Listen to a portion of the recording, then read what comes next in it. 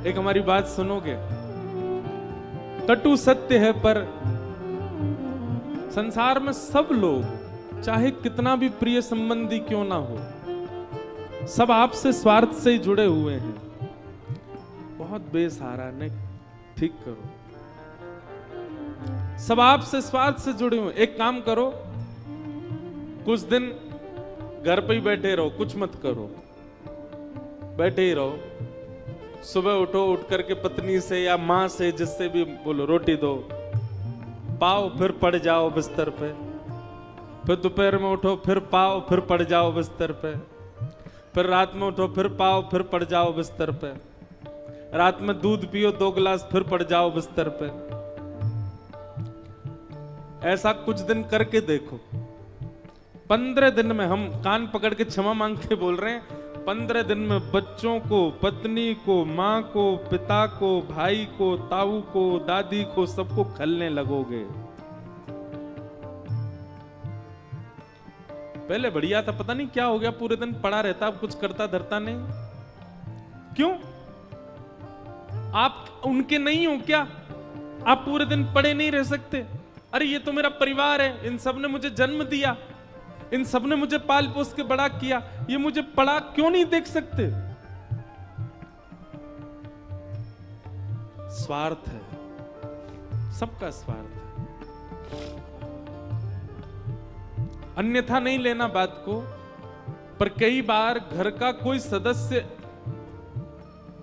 बहुत गंभीर बीमारी से रुग्ण हो जाए और डॉक्टर अगर कह दे कि अब तो इसकी सेवा करो घर ले जाके, हम ले तो आते हैं, जो थोड़ा बहुत प्रेम हमारे भीतर बचता है उसके प्रति, उसके कारण हम उसको घर ले आते हैं, उसकी सेवा प्रारंभ कर देते हैं। लेकिन फिर कुछ महीने बाद पता क्या होता है, घर के सदस्य बोलते हैं अब तो भगवान से प्रार्थना, बहुत कष्ट पा रहे हैं, चले जाएं जी। क्या पूर्व बिस्तर पे ही सब कर देते हैं, खाते पीते भी अपने आप नहीं, हमको खिलाना पड़ता है। सत्य बता रहे हैं, हम तो पूरी दुनिया में घूमते हैं, हमको तो सब पता है। महाराज जी माँ है, बहुत सेवा करी, हम 4 साल से सेवा कर रहे हैं माँ की, पर अब तो बहुत कष्ट होता है उनको देख करके। अब तो मन ऐसा हो रहा है कि ठाकुर जी अब इनको ले जाएं, बहुत कष्ट पा रहे हैं। ऐसी विचारधारा आ भी कैसे सकती है हमारे चित्त में? और इस भाव में केवल आप लोगों को दोषी नहीं, मैं खुद को भी दोषी मानता हूं। संसार में कोई प्रेम नहीं करता, सब स्वार्थी हैं। आपकी एक स्थिति हो जाने पर सब आपको छोड़ देना चाहते हैं। इसीलिए कह रहे हैं, भूले राही सुनते जाना, झूठे जग में नहीं भरमाना। झूठे राही सुनते जाना, झूठे जग में नहीं भरमाना। भूले राही सुनते जाना, झूठे जग में नहीं भरमाना। राही सुनते जाना, झूठे जग में नहीं भरमाना। तेरी मंजिल है पास बंदे, तेरी मंजिल है पास बंदे। तेरी मंजिल है पास बंदे। तेरी मंजिल है पास बंदे। राम नाम बिसार रे, राम नाम बिसार रे। राम नाम बिसार बंदे। राम नाम बिसार बंदे। राम नाम बिसार रे। राम नाम बिसार रे। जग में फूल खिलते हैं सुंदर प्यारे और रसीले। जग में फूल खिलते हैं रंगीले, सुंदर प्यारे और रसीले। यहाँ फूल उन बातों को कहा जा रहा है जिनके प्रति हमारा आकर्षण हो जाता है, चाहे वो कोई स्त्री हो, चाहे वो कोई पुरुष हो, चाहे वो कोई वस्तु हो, चाहे वो कोई व्यक्ति हो, चाहे वो कोई व्यंजन हो, चाहे वो कोई स्थान हो, ये सब फूल हैं। जग में फूल खिलते हैं रंगीले, सुंदर प्यारे और रसीले। जग में फूल खिलते हैं रंगीले, सुंदर प्यारे और रसीले। मत करना तू इनसे प्यार बंदे, मत करना तू इनसे प्यार बंदे, मत करना तू इनसे प्यार बंदे, मत करना तू इनसे प्यार बंदे। राम नाम विसार रे, राम नाम सारे, हे राम नाम विसार बंदे, राम नाम सार बंदे। हे श्याम नाम विसार बंदे, श्याम नाम सार बंदे, राम नाम विसार रे। राम नाम सारे, राम नाम विसार रे। राम नाम सारे। इसलिए भैया, आपकी हर स्थिति में व्यक्ति आपको छोड़ सकते हैं, आपको पकड़ सकते हैं, पर एक बार आपने ठाकुर जी को पकड़ लियो तो फिर चाहे आपकी जैसी स्थिति है जाए, ठाकुर जी नहीं छोड़ेंगे। चाहे आप गरीब हो जाओ, चाहे आप निर्धन हो जाओ, चाहे आप रुग्ण हो जाओ, चाहे आप धनवान हो जाओ, चाहे आप करोड़पति, अरबपति, खरबपति हो जाओ, ठाकुर जी को आपने पकड़ा तो आप भले ही छोड़ दो, ठाकुर जी नहीं छोड़ते। इसलिए नाम को ही साधन मानो। भागवत जी के द्वितीय श्लोक में विषय, अधिकारी, संबंध और प्रयोजनों की बात बताई गई। मीराबाई, नाम सुना मीराबाई? मीराबाई के ताऊ जी के बेटा थे, उनका नाम था जयमल। क्या नाम था? तो राव दूधा जी के बाद, उनके पुत्र की भी मृत्यु के बाद, जयमल राजा जो थे उनको मेड़ता का राजा बना दिया गया। जिन मीराबाई की बातें सुनकर के आज के लोग भक्त बन जाते हैं, सोचो मीराबाई के समय में उनके संग रहने वाले भक्त नहीं बने होंगे। मीराबाई की कृपा से जयमल के अंदर भी भक्ति आ गई थी। एक बात हम बहुत स्पष्ट रूप से कह दें आपसे, अगर आप स्वीकार करें तो, ठाकुर जी वैसे तो अपने सारे भक्तों से प्रसन्न रहते हैं, पर दो भक्तों से विशेष प्रसन्न होते हैं।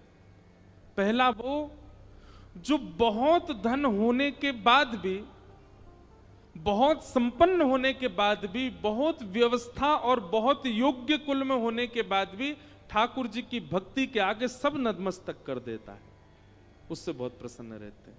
और दूसरा, जो कुछ ना होने के बाद भी, कोई व्यवस्था ना होने के बाद भी, श्रेष्ठता ना होने के बाद भी, कभी ठाकुर जी से शिकायत ना करते हुए भी समर्पित रहता है।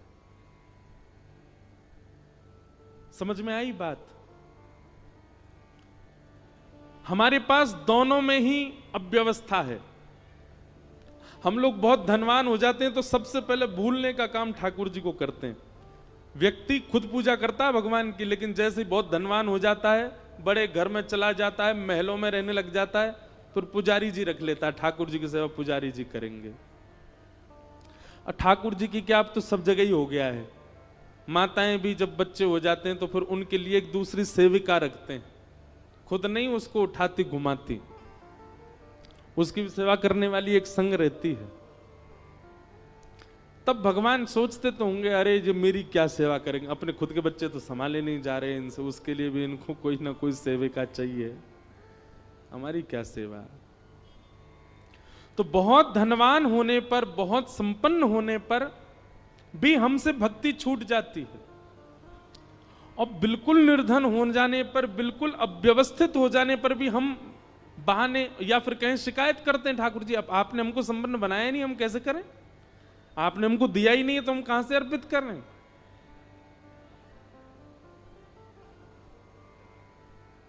लेकिन इन दोनों स्थितियों में भी जो ठाकुर जी को विस्मृत नहीं करता, समर्पित रहता, ठाकुर जी उससे बड़े प्रसन्न रहते हैं।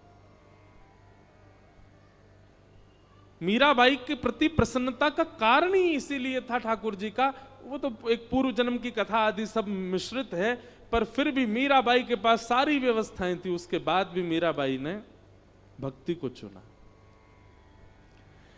और उन्हीं मीराबाई की कृपा दृष्टि से वह गुण आया उनके भाई जयमल के अंदर। उनके ताऊ जी के बेटा थे जयमल, मीराबाई को अपनी गुरु स्वरूप में देखते थे। आज सुबह जयमल जी का चरित्र पढ़ रहा था मैं, तो श्री जयमल जी के चरित्र में आता है कि जब जयमल राजा बन गए मेड़ता के, तो उन्होंने एक नियम बनाया। बोले क्या? वो 4 घंटे बैठ करके ठाकुर जी की सेवा करते थे और नाम स्मरण करते थे नेत्र बंद करके। और उन 4 घंटों का नियम था कि चाहे आक्रमण हो जाए, चाहे ब्रह्मा जी आ जाए, चाहे दुनिया का कोई व्यक्ति आ जाए, इन 4 घंटों के बीच में यदि किसी ने भी जाकर के जयमल को छेड़ा या जयमल को उठाने का प्रयास किया, उसको मृत्यु दंड मिलेगी। ठाकुर जी की सेवा के बीच में कोई जयमल को छेड़ता नहीं था। पूरे राज्य को पता था इतने बजे से लेकर के इतने बजे तक, इस काल से इस काल तक हमारे राजा जो हैं वो सेवा में रहते हैं ठाकुर जी की में। चाहे दुनिया इधर उधर हो जाए, जयमल की भक्ति नहीं इधर उधर होती थी। ऐसा कठोर नियम उन्होंने बना लिया। इसके 2 कारण थे। पहला कारण यह था कि जयमल अपने नियम के प्रति बड़े सजग थे, और दूसरा कारण यह कि इस नियम की वजह से ना जाने राज्य के कितने लोगों के अंदर यह भाव आया, जब हमारा राजा 4 घंटा बैठ के भजन करता है, हम भी 4 मिनट कर लिया करें। 4 घंटा वो ठाकुर जी को समय देते हैं अपने पूरे जीवन को, इतने संपन्न होने के बाद भी हम 4 मिनट नहीं दे सकते। तो जयमल की देखा देखी राज्य में कई लोगों ने नियम बना लिया, किसी का 1 घंटे का, किसी का 2 घंटे का। यह भी एक तीसरा लक्षण है कि आपके नियम को देख करके, आपके भाव को देख करके किसी के मन में भाव उत्पन्न हो कि मैं भी सेवा किया करूं, तो भी ठाकुर जी प्रसन्न होते हैं। एक बार की बात है कि जयमल के पड़ोसी राज्य के एक राजा, वो जयमल से बहुत द्वेष मानते थे। उन्होंने बहुत बार प्रयास किया जयमल जी के ऊपर आक्रमण करने का, पर जयमल बड़े योद्धा थे, बड़े वीर थे, नहीं कर पाए। तभी उनको किसी ने जाकर के बताया, बोले जयमल राजा का एक नियम बताया आपको? बोले क्या? बोले वो 4 घंटा के लिए ठाकुर जी की सेवा में जाते हैं, और जितनी देर वो ठाकुर जी की सेवा में जाते हैं उतनी देर नियम है, कोई उनको जाकर के छेड़ नहीं सकता, कोई उनसे कुछ बोल नहीं सकता।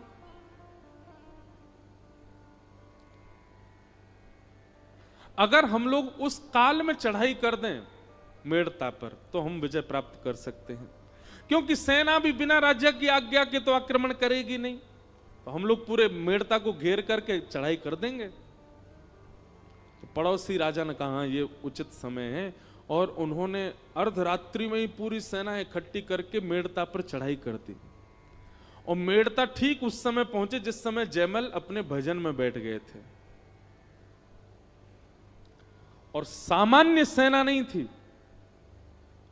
वर्णन आता है, बोले इतनी सेना लेकर के गए, इतनी सेना लेकर के गए कि पूरा मेड़ता चारों ओर से घेर लिया। इतने मेड़ता में जन नहीं रहते थे जितनी सेना ने आकर के मेड़ता को घेरा। मेड़ता को घेर लिया और बस आक्रमण करने ही वाले थे, चढ़ाई करने ही वाले थे, कब्जा करने ही वाले थे। यहां मंत्री, महामंत्री, सेनापति आदि सब दौड़ने लगे, क्या करें। बोले ये तो वही काल है, राजा हमारे भजन में बैठे, बीच में विक्षेप डाल नहीं सकते। तब सबने जाकर के जयमल की माता जी, राजमाता से जाकर के कहा, आप कोई निदान बताओ। राजमाता को अधिकार है कि वो जयमल के भजन के बीच में जाकर के जयमल से कुछ बात कर सकती है। राजमाता ने कहा, रुको मैं जाकर के बात करती हूं। तो जयमल अपने साधना में बैठे थे, भगवान की सेवा आदि करके, पूजा निवेदन करके, श्रृंगार आदि करके, नाम जप करके, इत्र की सुगंधी फैली है, सुंदर दीप जले हैं, और जयमल नेत्र बंद करके ठाकुर जी का मानसी चिंतन कर रहे हैं। तभी राजमाता ने जाकर के कहा, पुत्र जयमल, हमारे मेड़ता पर पड़ोसी राजा ने चढ़ाई कर दी है, चारों ओर से सैनिकों ने घेर लिया है। तुम्हारी आज्ञा के बिना हम कुछ कर नहीं पाएंगे। तुम्हारी साधना ना छूटे, तुम्हारा भजन ना छूटे, ये हमारा प्रयास है, पर कुछ तो आज्ञा करो। अरे कुछ नहीं तो केवल आक्रमण ही बोल दो, मंत्री, सेनापति, महामंत्री सब संभाल लेंगे। जयमल जी ने बाकी बात तो नहीं सुनी, केवल इतना सुना कि मेड़ता को पड़ोसी राजा ने घेर लिया है।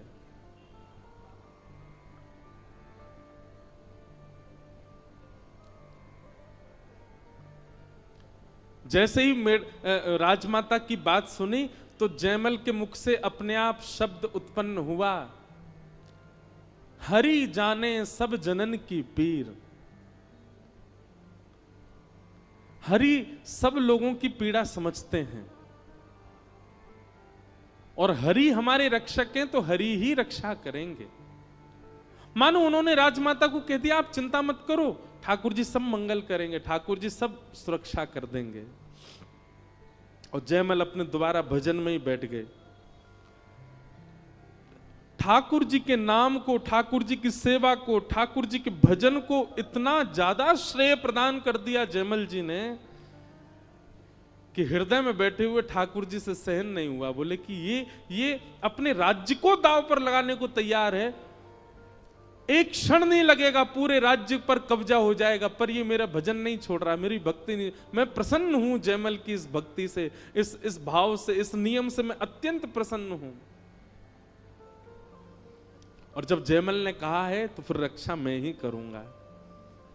और इतने में ही श्याम वर्ण के प्रभु श्री राम, पीली पीतांबरी पहने, गले में सुंदर वैजंती माला पहनी है, सुंदर कुछ आभूषण पहने हैं, सिर पर मुकुट पहना है, एक राज योद्धा की तरह कवच धारण करके, अपने कंधे पर धनुष लेकर के, बाण सजा करके तुरंत गए और जाकर के जयमल के ही अश्व को, जयमल के ही घोड़े को, जिस घोड़े पर बैठ करके जयमल युद्ध करने जाता था, उस घोड़े पर प्रभु श्री राम जाकर के बैठ गए और ना जाने कैसे राजभवन के ऊपर छत पर ले जाकर के उस घोड़े को खड़ा कर दिया।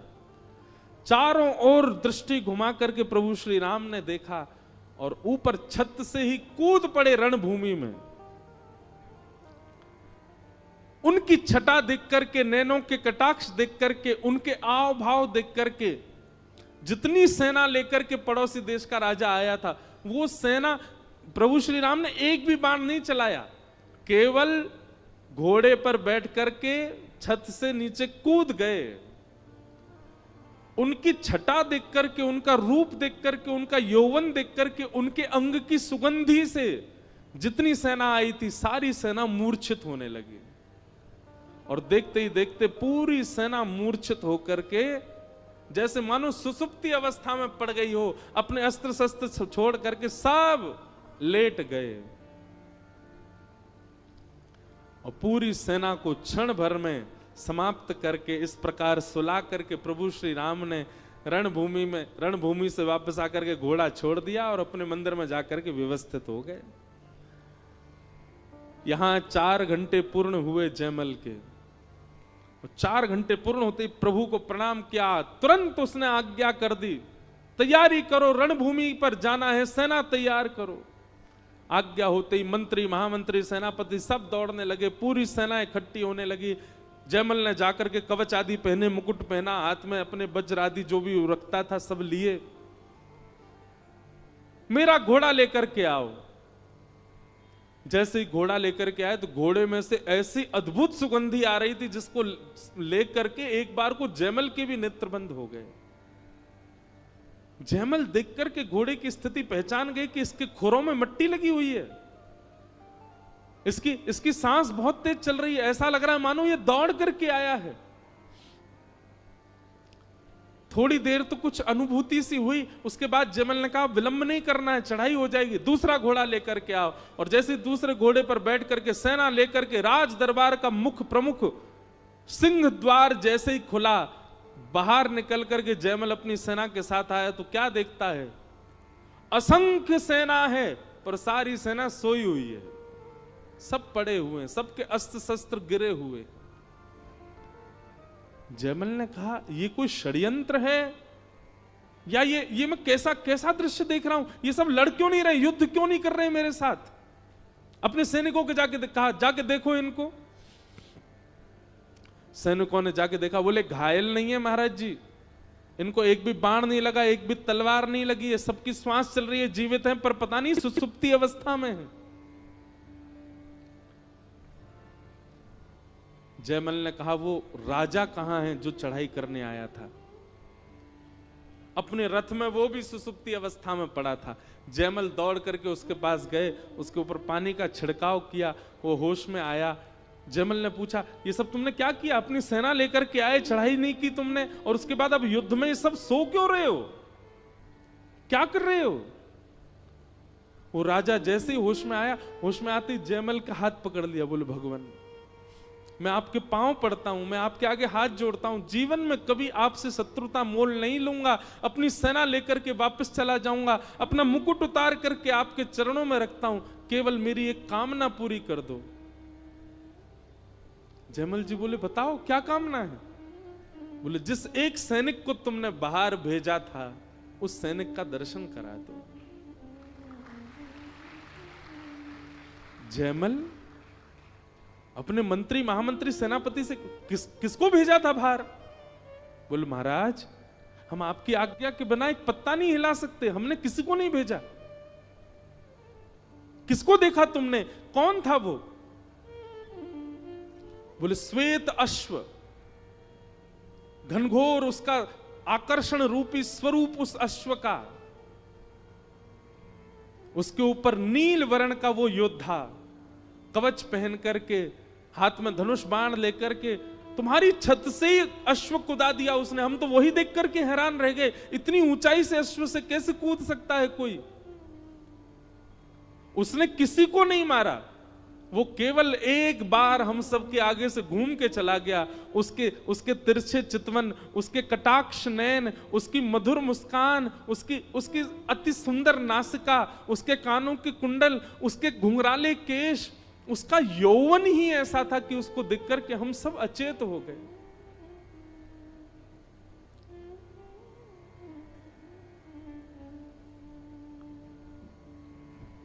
एक बहुत सुंदर, मुझे अब ये याद आ जाते हैं पद, इसलिए क्षमा करना।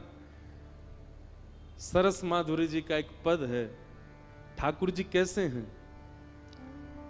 बिहारी तेरे चितवन काम कटारी, बिहारी तेरे चितवन काम कटारी। बंधुओं नेत्र बंद करके दर्शन करो, श्याम वर्ण के ठाकुर जी, पीली धोती पहनी है, बिल्कुल योद्धा की तरह तैयार हुए हैं। नन्हे से ठाकुर जी हैं, कवच पहन करके, धनुष बाण हाथ में लेकर के, अपने कटाक्ष नेत्रों से केवल दृष्टि घुमा रहे हैं, उनकी दृष्टि घुमाने मात्र से जिस पर दृष्टि पड़ती है वही घायल हो रहा है। बिहारी तेरे चितवन काम कटारे, बिहारी तेरे चितवन काम कटारे। हाँ बिहारी तेरे चितवन काम कटारे, बिहारी तेरे चितवन काम कटारे।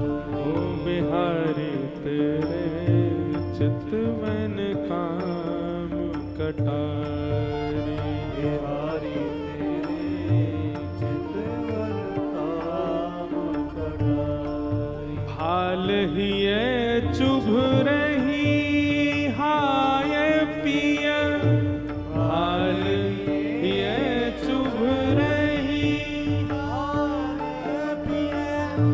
निकसत नाही निकारी, निकसत क्या क्या कह रहे हैं? बोले नेत्रों से जब ठाकुर जी देखते हैं तो ऐसा लगता किसी ने भाला मार दिया हो हमारे चित्त में, और ऐसा वैसा भाला नहीं, सामान्य भाला तो निकाल दिया जा सकता है, पर ये ऐसा भाला मारा है कि वो निकल ही नहीं रहा है। भाल ही है चुभ रही हाय पिया, भाल ही है चुभ रही हाय पिया निकसत नाही निकारी,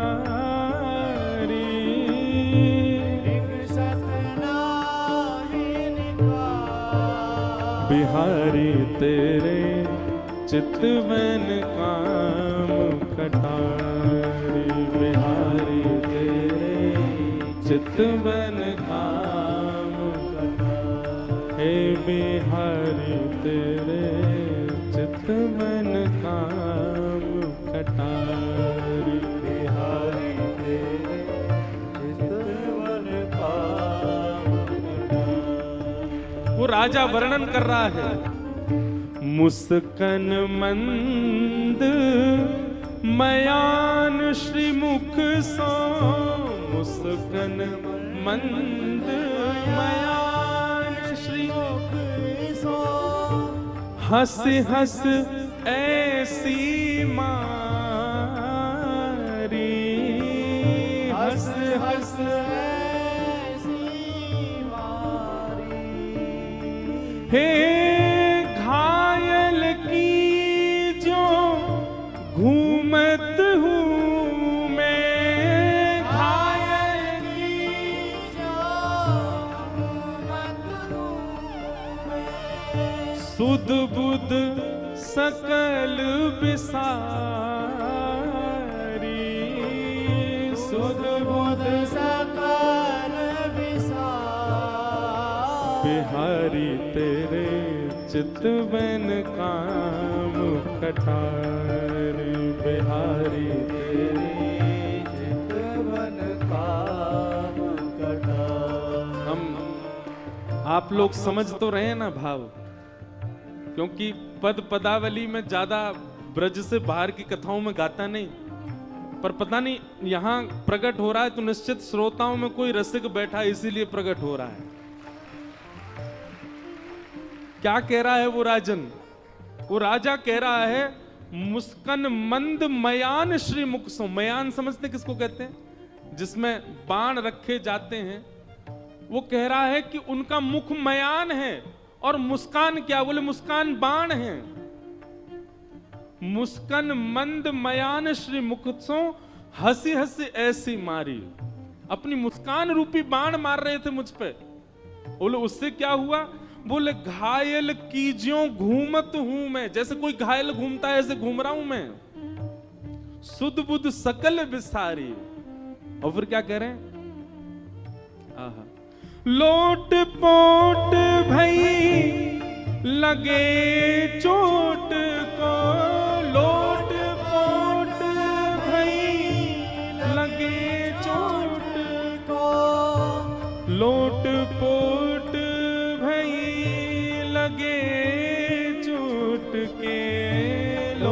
पोट वही लगे चोट को, कस के घाव करारी, कस के घाव करारी।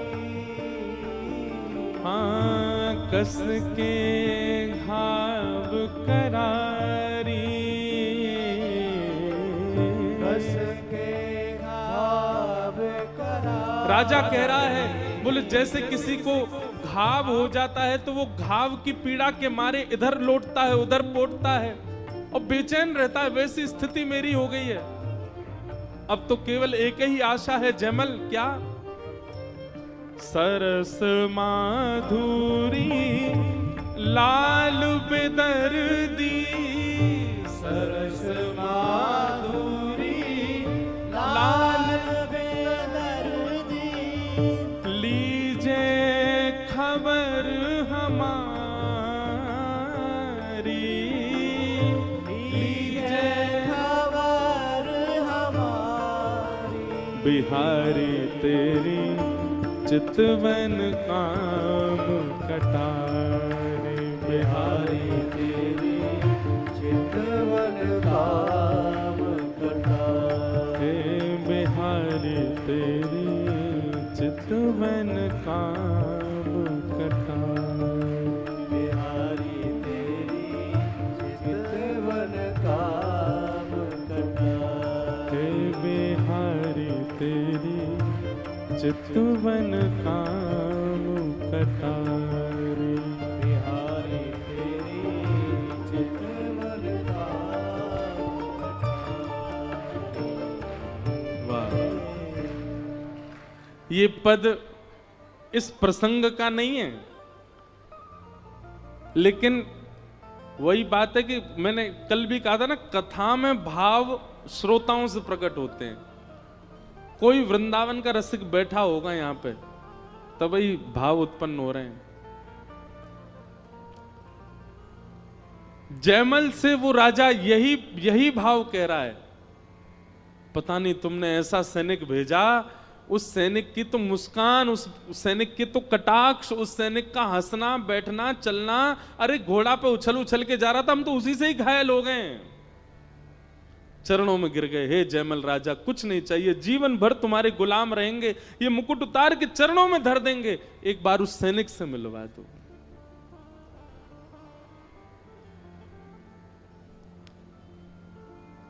जयमल के नेत्र सजल हो गए और वो कड़ी से कड़ी जोड़ने लगा। मैं साधना में बैठा हूं, मेरी आज्ञा के बिना कुछ हो नहीं सकता। राजमाता ने आकर के मुझको कहा कि चढ़ाई हो गई है, तब मैंने कहा हरि रक्षा करेंगे। कहीं ऐसा तो नहीं हरि ने ही रक्षा की हो। और तभी उसने मन में विचार किया कि मेरे घोड़े में से एक अद्भुत सुगंधी आ रही थी, उस घोड़े के पैरों में मिट्टी लगी थी, वो घोड़ा हाँफ रहा था, शायद ठाकुर जी उस घोड़े पर बैठ करके गए हों।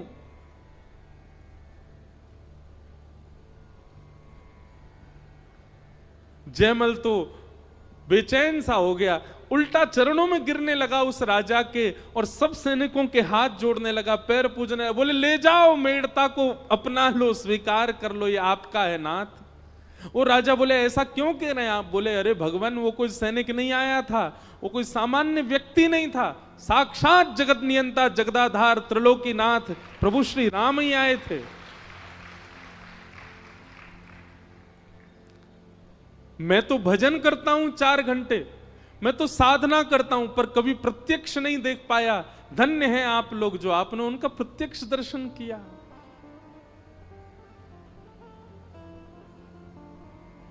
जयमल राजा तो रोने लगे कि नाथ मुझे क्यों नहीं आपने अनुभव कराया अपना। वापस अपने भवन की ओर जा रहे थे, सैनिकों से पूछते जा रहे थे घोड़ा कहां घुमाया था उन्होंने। सब बता रहे थे देखो ये उनके यहां घोड़े घूम रहा था, यहां पर थोड़ी देर रुके थे, यहां पर ऐसे करके उन्होंने देखा था, यहां पर उन्होंने अपनी भुजा उठाई थी, यहां पर उन्होंने धनुष बाण चलाया नहीं, बस हमको डरा रहे थे धनुष बाण दिखा दिखा करके। जयमल उस पूरे पथ को देख रहा है जहां ठाकुर जी घूम के गए। तभी जयमल को स्वर्ण के कुंडल मिले। और उस कुंडल को जैसे ही जयमल ने देखा, वो जयमल के निज ठाकुर जी जिनकी जयमल सेवा करता था, उनके ही कुंडल थे। अपने मस्तिष्क से लगा लिए, संपूर्ण रज को इकट्ठा करके अपने माथे से लगाया। अंदर गए, भवन में जाकर के मंदिर में जैसे ही अपने ठाकुर जी को देखा, श्री ठाकुर जी मूर्तिमंत खड़े हैं, मंद मंद मुस्कुरा रहे हैं। तभी जयमल ने कानों की ओर देखा तो एक कान में कुंडल था, दूसरे कान में कुंडल नहीं था ठाकुर जी के, और प्रमाणित हो गया कि ठाकुर जी ही गए थे। उस दिन से तो और अथाह भक्ति हो गई जयमल की। और जो राजा अपनी सेना लेकर के चढ़ाई करने आया था, वो सदा के लिए मेड़ता का दास बन गया और जयमल का दास बन गया, सदा के लिए उनकी सेवा में लग गया। बहुत संपन्न होकर के भी ठाकुर जी की भक्ति का त्याग ना करे, ठाकुर जी को बहुत अच्छा लगता है। और बहुत विपत्ति आने पर भी ठाकुर जी की भक्ति का त्याग ना करे, ठाकुर जी को बहुत अच्छा लगता है। दोनों स्थिति में सम रहो ठाकुर जी के प्रति।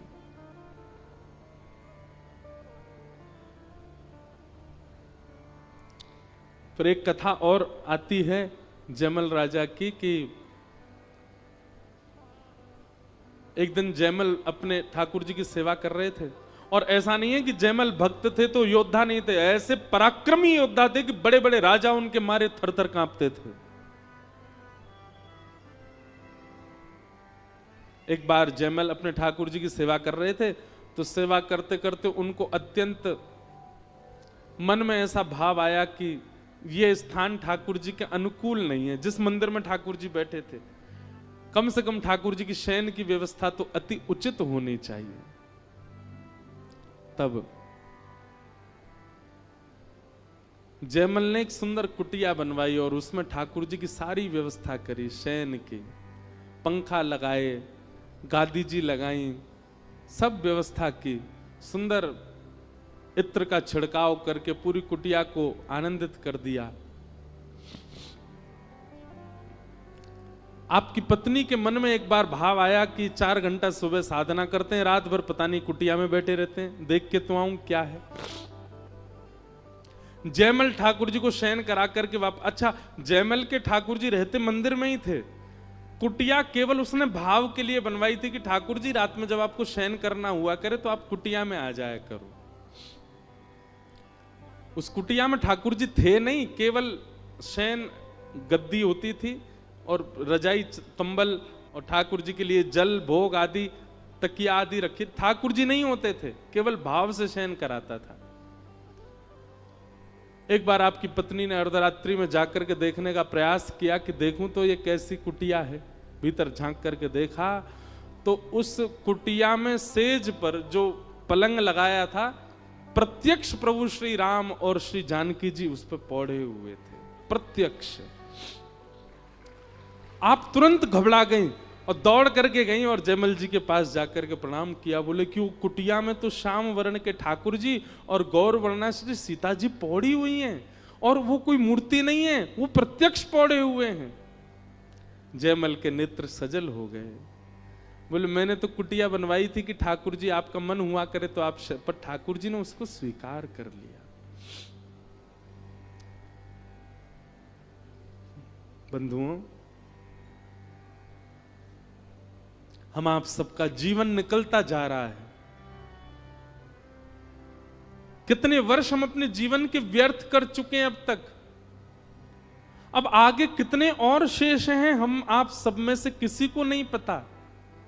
इसलिए भैया, ये कथा सुनकर के, वैष्णव संग करके और ये इस प्रकार के भावों को सुनकर के जग जाइए, सचेत हो जाइए और लग जाइए ऐसी भक्ति में कि जिससे अंत काल आए उससे पहले पहले ठाकुर जी का साक्षात्कार तो हो जाए, हमको थोड़ा अनुभव तो हो जाए हमको ठाकुर जी का। संसार के प्रपंचों में लगे रहने से कुछ नहीं मिलने वाला है, केवल कुछ दिन का सुख मिलेगा, बाद में दुखी होना ही पड़ेगा। लेकिन कहीं ऐसी स्थिति में आ गए कि प्राण निकलने को हो गए तो फिर कुछ नहीं कर पाओगे। इसलिए अभी समय है, लग जाइए ठाकुर जी के भाव में और कर लीजिए वो अनुभव जो मीराबाई ने किया है, जो जयमल ने किया है, जो सूरदास ने किया है, जो कुम्मनदास ने किया है, जो गोविंद स्वामी ने किया है। उस अनुभव से और उस अनुभव तक पहुंचाने का एक ही मार्ग है हमारे पास, श्रीमद् भागवत की कथा। यह भागवत की कथा उस अनुभव की स्थिति में निश्चित पहुंचा देगी।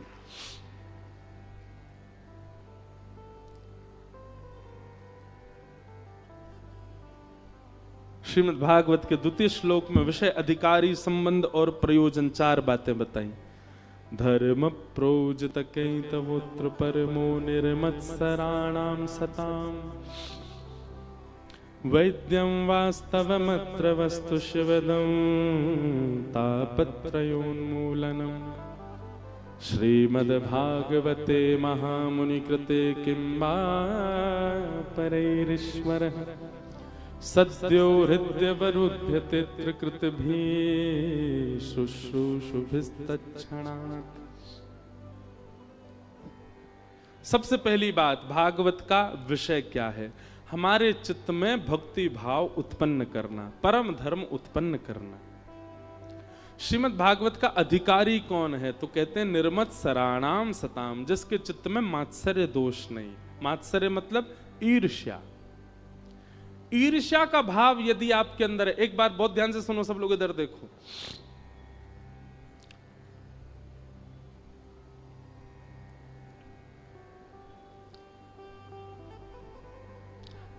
आपके भीतर क्रोध बहुत ज्यादा है तो भी ठाकुर जी मिलने का मन बना सकते हैं। आपके अंदर लोभ बहुत ज्यादा है तो भी ठाकुर जी मिलने का मन बना सकते हैं। आपके अंदर काम ज्यादा है तो भी ठाकुर जी कहीं ना कहीं कभी ना कभी मिल सकते हैं। पर आपके चित्त में यदि ईर्ष्या है, ठाकुर जी नहीं मिलेंगे। इसलिए काम, क्रोध, लोभ, मोह, द्वेष, अहंता, ममता आदि आदि जो ये दोष हैं, ये सब धीरे धीरे ठीक हो जाएंगे और इनसे ठाकुर जी मिल भी जाएंगे। पर ईर्ष्या का दोष यदि आपके अंदर है, किसी की श्रेष्ठता देख करके आप चिढ़ जाते हो, किसी की सुंदरता को देख करके आपको ज्वलनशील मन में भाव आने लग जाते हैं, किसी का धन वैभव संपत्ति देख करके आपके चित्त में उसके प्रति ईर्ष्या की भावना आती है, ठाकुर जी आपसे बहुत दूर हैं। ईर्ष्यालु व्यक्ति से ठाकुर जी नहीं मिलते। इसलिए हमारी प्रार्थना है, सबसे पहले ईर्ष्या को नष्ट कीजिए। किसी को भी देख करके, किसी की भी बातें सुन करके, किसी का भी रूप, यौवन, संपत्ति आदि देख करके उसके प्रति ईर्ष्या का भाव उत्पन्न नहीं होना चाहिए चित्त में। ईर्ष्या समझते हैं ना किसको कहते हैं? क्योंकि आप देखो, एक बात और कह दूं, इस पंडाल में मुझसे लेके पीछे वाले व्यक्ति तक एक भी व्यक्ति ऐसा नहीं है जिसको कभी ईर्ष्या ना हुई हो, सबको हुई है। और एक बात और कहूं, संसार में जितने दुर्गुण हैं ना, वो सब हर व्यक्ति को एक बार तो स्पर्श करते ही करते हैं, हम सबके जीवन में आते हैं। बहुत कोई माय का लाल 0.1% ही एक आध कोई ऐसा होगा बाल्यकाल से ही जिसने ब्रह्मचर्य का पालन कर लिया हो, बाल्यकाल से ही जिसने सत्य व्रत का पालन कर लिया हो, बाल्यकाल से जिसने अपने क्रोध पर विजय प्राप्त कर ली हो। बाकी संसार में कोई नहीं बच सकता पाप से। सबके जीवन में आता जरूर है, चाहे एक क्षण के लिए आवे। तो हम सबको ईर्ष्या कभी ना कभी तो हुई है, किसी ना किसी से तो हुई है। ईर्ष्या के समय एक चीज अनुभव कीजिएगा, ईर्ष्या जब व्यक्ति के चित्त में आती है ना, उसके चेहरे से पता चल जाता है कि ईर्ष्या हो रही है। क्यों? क्योंकि ईर्ष्या होते ही हमारा चित्त, हमारा मन, बुद्धि, ये सब शून्य हो जाते हैं, सब शून्य हो जाते हैं। एक साथ इतने सारे विकार उत्पन्न हो जाते हैं हमारे चित्त में। ऐसी ऐसी पापजन्य विचारधाराएं भी ईर्ष्या में प्रकट हो जाती हैं जो कभी नहीं होनी चाहिए। कहां तक कहें, ईर्ष्यालु व्यक्ति यह तक सोच लेता है कि इस व्यक्ति की मृत्यु हो जाए। इतनी ईर्ष्या, इतनी खराब होती है ईर्ष्या। इसलिए ईर्ष्या यदि आपके चित्त में है, थोड़ी बहुत होती है, कभी कभी साल में एक आध बार होती है तो कोई दिक्कत नहीं, पर हर दिन ही ईर्ष्या होती है, किसी को ही देख के ईर्ष्या हो जाती है, नेक में ही ईर्ष्या आने लग जाती है, तो भैया दशहरा मैदान में रावण नहीं, आपकी जरूरत है।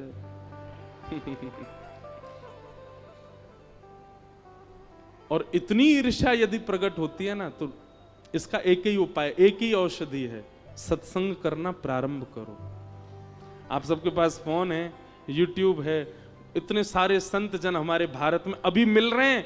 आगामी 50 साल बाद भारत में शुद्ध प्रवचन करने वाले संत नहीं मिलेंगे। आगामी 50 साल बाद भारत में, पूरे विश्व में सद्मार्ग दिखाने वाले लोग नहीं बचेंगे। हम लोग बहुत सही समय पर आए हैं, बहुत सही समय पर चले जाएंगे संसार से। हमारी जो आगामी पीढ़ी है और उनकी जो आगामी पीढ़ी, बहुत खतरनाक समय देखेंगे वो लोग। इसलिए भैया इस ईर्ष्या दोष को आप एक ही उपाय से ठीक कर सकते हो, और वो है सत्संग। जितना हो सके करो। एक नियम बना लीजिए, रात्रि सोते समय कोई प्रवचन सुन के सो। एक नियम बना लीजिए, सुबह उठते ही, चाय पीते पीते ही सही, सत्संग श्रवण कर लो। गाड़ी से जाते हो, ऑटो से जाते हो, कहीं भी मार्ग में कुछ मत, गाने भाने मत सुनो, सत्संग श्रवण कर लो। और आपके आसपास कथा होती है तो 7 दिन के लिए कथा श्रवण करो। सत्संग ही एकमात्र औषधि है ईर्ष्या को नष्ट करने की। तो भैया ईर्ष्या यदि आपके चित्त में है तो यूं समझ लियो कि ठाकुर जी इतनी दूर हैं जितनों भारत से अमेरिका, इतनी दूर हैं ठाकुर जी। बिना वीजा पहुंच नहीं पाओगे, और वीजा केवल और केवल कथा में ही मिलेगा फिर। इसलिए कथा श्रवण करो। बोलो वृंदावन बिहारी लाल की जय। धर्म प्रोजित कैतवोत्र परमो निर्मत्सराणाम सताम, वैद्यम वास्तवमत्र वस्तु शिवदम तापत्रयोन्मूलनम। श्रीमद्भागवते महामुनि कृते किंबा परैरीश्वर, सद्यो हृद्यवरुध्य तित्रकृत भी शुश्रूषु विस्तच्छणा। श्रीमद् भागवत का विषय क्या है? सुनने वाले के चित्त में परम धर्म प्रकट करना। परम धर्म का मतलब क्या होता है? धर्म मतलब अपना कल्याण, परम धर्म मतलब सबका कल्याण। सबके कल्याण की भावना चित्त में आने लग जाए तो समझ जाओ कि भागवत जी का विषय पूर्ण हो रहा है। दूसरी बात, हर दिन कथा सुनने के बाद में बाहर जाके तो आप क्या ही देखोगे, कथा विश्राम होते ही अगल बगल में देखा करो, एक दूसरे को देखो। जितने श्रोता यहां आए हैं आपस में एक दूसरे को देखो और सब में गुण देखो, इनमें गुण क्या है, सब में गुण का दर्शन करो।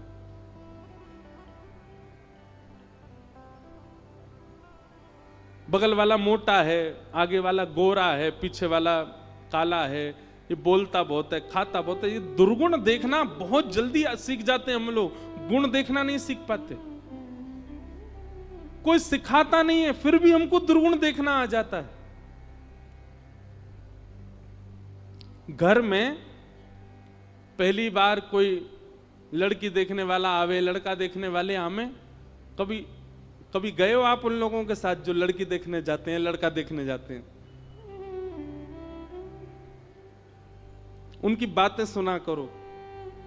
वो जैसे ही बाहर आएंगे ना, घर से गाड़ी में बैठेंगे, लड़की देख के आए, गाड़ी में बैठते ही उसके गुण बाद में पहले बोल देंगे, सब ठीक है पर थोड़ी सी चालू लग रही है हमको, सब ठीक है पर उसकी नाक थोड़ी सी वैसी नहीं थी। माताएं बहनों की तो बात ही बहुत विचित्र होती है। मेरी तो नजर उसके पाम में थी, पट्टे से हैं, पाम पट्टे पूरी चल रही थी, तो ऐसा लग रहा था जिस घर में जाए बंटा धार नहीं कर दे। अरे उसके गुण देखो ना, वो उसमें अच्छाई क्या थी? सब अच्छा है, लड़का बढ़िया है, पर थोड़ा सा हमको जो है चालू लग रहा था। देखनी चाय कैसे लपक के पी गया था। हमारे अंदर ये अवगुण देखने की इतनी स्थिति क्यों होती है? हम जिससे भी मिलते हैं उसमें अवगुण का ही दर्शन क्यों कर लेते हैं इतना जल्दी? स्वभाव स्वरूप होना चाहिए, सब में गुण देखो। अरे भैया, कथा सुनने वाला पता है कैसा होता है? किसी व्यक्ति की 100 बुराइयां की गई, अरे वो ऐसा है, वो ऐसा है। आप भोपाल जा रहे हो ना, बोले हाँ भोपाल में वो व्यक्ति आएगा आपसे मिलने, अच्छा उसमें महाराज जी वो ऐसा है, उसकी बुद्धि ऐसी है, उसका स्वभाव ऐसा है, वो ऐसा है। मुझसे 100 बुराइयां कर दी, लेकिन वो व्यक्ति जैसे ही मेरे सामने आया, मुझे वो 100 की 100 बुराइयां ना दिख करके उसमें गुण दिख गया। ये कथा के श्रोता का लक्षण होता है।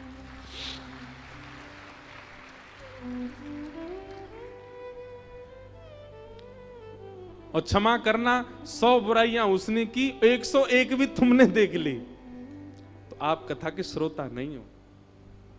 और फिर उसको फोन किया, अरे तेने तो जे बताई, मैंने एक और डिस्कवर करी है, वो ऐसा भी है।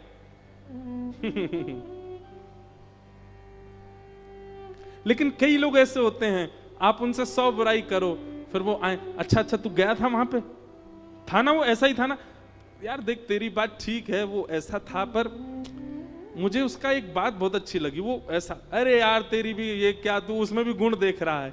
ये श्रोता का लक्षण है, ये भगवत जन का लक्षण है, ये ऐसे व्यक्ति का लक्षण है जिसको ठाकुर जी कभी ना कभी स्वीकार कर सकते हैं। वो सब में गुण देखता है।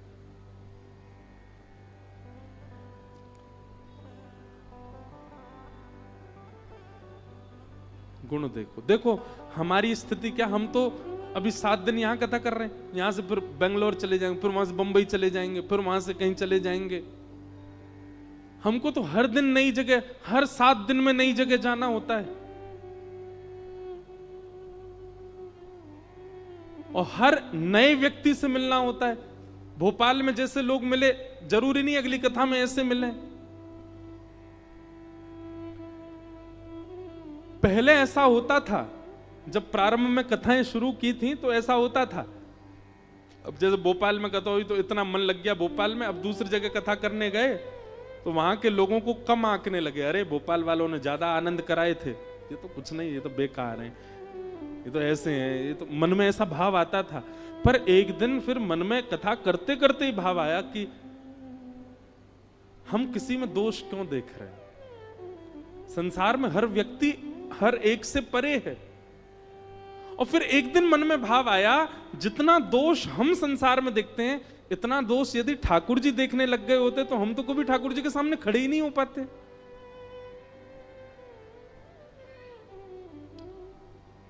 जब स्वयं को आप ठाकुर जी के सामने खड़ा करते हैं मंदिर में, उस समय स्वयं से पूछा कीजिए, क्या वास्तव में लायक थे हम इनके सामने खड़े होने के?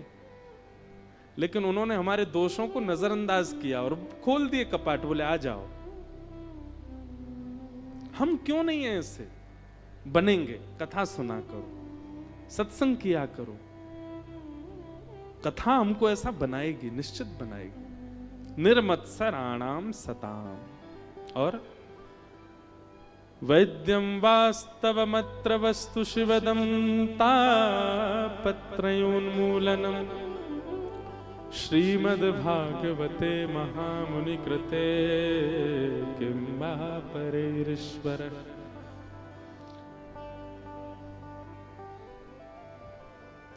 भागवत जी के 2वें श्लोक में भागवत कथा सुनने से हरिश्चित्तम समाचरेत, ऐसा भाव बताया। 3 श्लोक में वक्ता के गुण क्या होने चाहिए, ये सब बताए।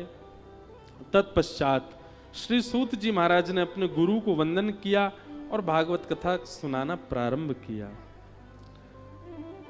भगवान के अवतारों का वर्णन करते हुए श्रीमद् भागवत जी की रचना के भाव बताए। भागवत जी की रचना क्यों की गई, बहुत सावधानी से सुनना, बहुत अच्छा प्रसंग है। 18 पुराण लिखे जा चुके थे, 18 उप पुराण लिखे जा चुके थे, 17 महापुराण लिखे जा चुके थे। उसके बाद 18वां महापुराण भागवत लिखने की क्या आवश्यकता थी? तो वर्णन करते हैं कि वेदव्यास जी ने इतने ग्रंथ लिखे, लेकिन उनके मन को शांति नहीं थी, उनके मन को संतोष नहीं था। तब वेदव्यास जी महाराज ने कहा कि मैं ऐसा क्या लिखूं जिससे मेरे मन को संतोष हो। तब नारद जी महाराज ने आकर के वेदव्यास जी को समझाया कि भवतानुज्ञया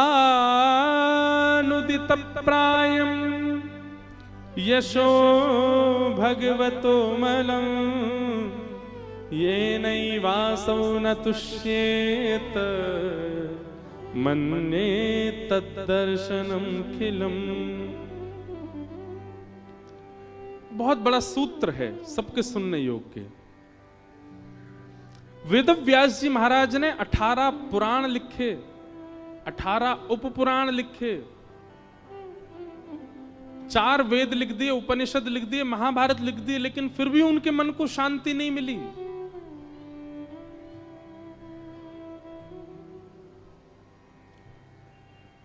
क्यों? कारण क्या है? तब नारद जी ने आकर के बताया। नारद जी बोले, व्यास जी आपने सब भावों का वर्णन किया, चतुर्विध पुरुषार्थ का वर्णन किया, पर जिस भाव का वर्णन करना चाहिए था आपने उसका वर्णन नहीं किया, इसलिए आपका चित्त अशांत है। नारद जी बोले, किस भाव का वर्णन नहीं किया? बोले, प्रेम। आपने धर्म का वर्णन किया, आपने अर्थ का वर्णन किया, आपने काम का वर्णन किया, आपने मोक्ष का वर्णन किया, पर आपने प्रेम का वर्णन नहीं किया, इसलिए आपका चित्त अशांत है। अच्छा, एक बात सुनो, धर्म, अर्थ, काम और मोक्ष, इन चारों को क्या कहते हैं? चतुर्विध पुरुषार्थ। क्या कहते हैं? इन चारों में ही जीते हम लोग। सबसे पहला धर्म, दूसरा अर्थ, अर्थ यानी कि धन, तीसरा काम, काम यानी कि कामनाएं, और चौथा अंतिम हमारा लक्ष्य क्या है? मोक्ष। सबसे पहले हम धर्म का आचरण करते हैं। अरे कुछ नहीं तो दिन में उठ के स्नान तो करते हो, वो भी धर्म है। कोई व्यक्ति मंदिर नहीं जाता, तिलक नहीं लगाता, कथा नहीं सुनता, लेकिन सुबह उठ के स्नान तो करता है, वो स्नान करना ही धर्म है। तो धर्म का आचरण हमारा प्रथम लक्ष्य होता है। हम सबका दूसरा लक्ष्य क्या है? अर्थ, कहीं से भी आना चाहिए। और फिर तीसरा हमारा उद्देश्य क्या होता है? अर्थ से कामनाओं की पूर्ति, घर बनाना है, गाड़ी खरीदनी है, ये खरीदना, ये खाना, ये पीना, यहां जाना, यहां पैसे उड़ाने। और हमारा अंतिम लक्ष्य क्या होता है? मोक्ष। इन चारों में ही हमारा पूरा जीवन निकल जाता है। और जो व्यक्ति केवल इन चारों में ही रमा रहता है, उस व्यक्ति को अपने जीवन में कभी संतुष्टि नहीं होती, वो संतोषजन्य नहीं जी पाता। लेकिन यदि व्यक्ति पंचम पुरुषार्थ का आश्रय ले ले तो उसको इन चारों की आवश्यकता नहीं पड़ती। और पंचम पुरुषार्थ का नाम क्या है? प्रेम। प्रेमी व्यक्ति जब हो जाता है तो वो कई बार धर्म का आश्रय नहीं लेता, धर्म के मार्ग को इतना श्रेष्ठ नहीं मानता। प्रेमी व्यक्ति धर्म का पालन कब करता है? करमेती बाई का नाम सुना है? जैसे मीराबाई हुई, ऐसी एक करमेती बाई हुई। अपने विवाह वाले दिन ही घर छोड़ के चली गई। और कब गई पता? जब द्वार पर बारात आ गई। तो द्वार पर जब बारात आई तो करमेती बाई ने अपने कमरे की खिड़की में से अपने वर को जब देखा, करमेती बाई को पता था कि जिस खानदान में मेरा ब्याह हो रहा है, ये लोग भगवान को मानते नहीं, भगवान को भजते नहीं, पाठ पूजा इनके यहां होती नहीं, माता पिता के प्रेशर में ब्याह कर रही थी। अंत में जब उन्होंने अपने पति को देखा तो पति को देख करके उन्होंने मन में विचार किया कि मैं एक श्री कृष्ण विलग व्यक्ति के साथ जीवन कैसे जीऊंगी? ठाकुर जी को नहीं भजते, मांस भक्षण करने वाले लोग हैं। मन में विचार किया, करमेती आज नहीं गई तो कभी नहीं जा पाएगी। और उसी क्षण करमेती बाई अपने घर छोड़ के वृंदावन भाग गई।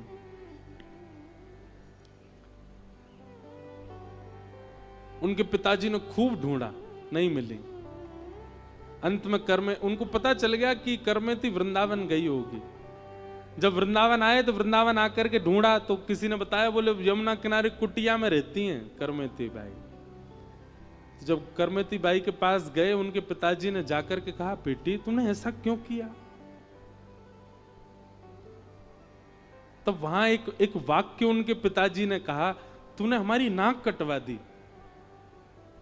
अरे ब्याह होने से पहले ही कर देती है सब काम। करमती बाई बोले, ब्याह तो नहीं हुआ था पिताजी, ब्याह हो जाता तो मैं कुछ कर ही नहीं पाती, पर मैं तो उससे पहले ही चली गई। और रही बात, आप कहते हैं कि मैंने आपकी नाक कटवा दी। पिताजी, शास्त्रों की माने तो नाक उनकी होती है जो कृष्ण को भजते हैं, नाक उनकी होती है जो ठाकुर जी के होते हैं। और जो ठाकुर जी को नहीं भजते, ठाकुर जी को नहीं होते, तो उनकी नाक ही नहीं होती। और जो ठाकुर जी को नहीं भजते, जिनकी नाक ही नहीं होती, उनकी कटेगी कैसे? कटती तो उनकी है जो ठाकुर जी के। हां, मैंने उस व्यक्ति से विवाह कर लिया होता और ऐसे कुसंग परिवार में जाकर के रहती तो शायद मेरी नाक कट जाती।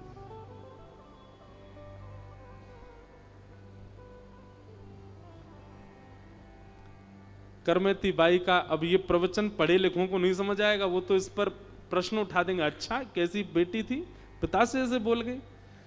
पर करमती बाई अपने पिता से कहती हैं कि पिताजी, मैंने आपके चाहे वर से विवाह नहीं किया, कम से कम घर छोड़ करके व्यसन करने तो नहीं गई थी, घर छोड़ करके मांस भक्षण करने तो नहीं गई, घर छोड़ करके किसी गलत मार्ग पर तो नहीं गई, घर छोड़ करके अपने देह को कहीं कहीं गलत मार्ग पर तो नहीं लेकर के गई।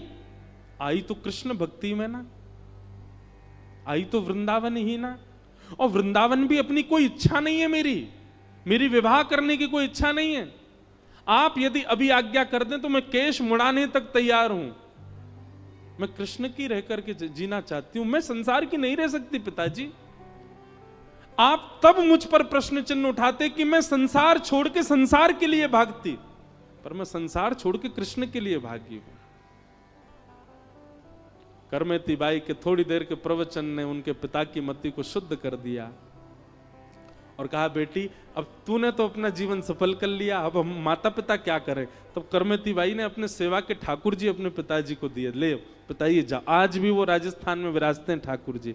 और माता पिता ने फिर पूरा जीवन, क्योंकि पिता ने ऐसा भी कह दिया कि तू ही हमारी बेटी, और कौन है हमारा। तब करमती बाई ने अपने ठाकुर जी दिए, बोले आज से ये आपके पुत्र हैं, इन्हीं को पुत्र मान के रहो। और उनके माता पिता ने उन्हीं की सेवा में ही पूरा जीवन व्यतीत कर दिया। भैया, भक्त बनने की इच्छा बहुत सरल होती है, भक्त बनने की बातें बहुत सुंदर लगती हैं, पर भक्त बनना उतना ही कठिन है।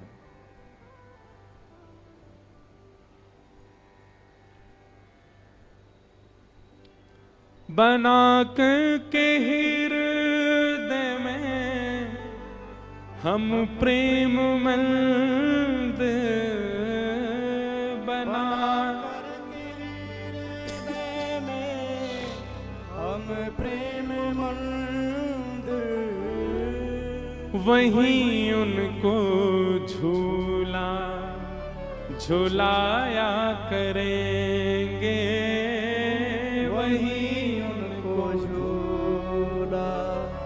झुलाया करेंगे। गाओ सब लोग।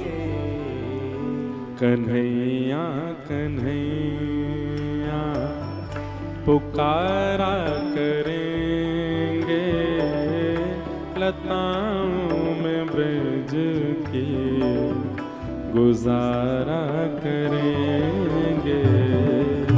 कन्हैया कन्हैया पुकारा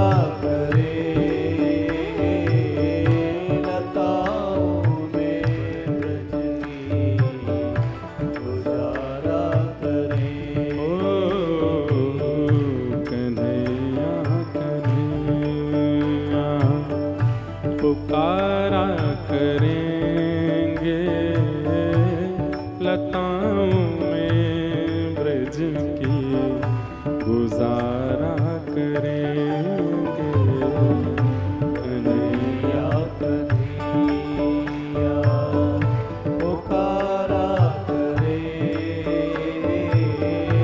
लताओं में ब्रज की गुजारा करेंगे।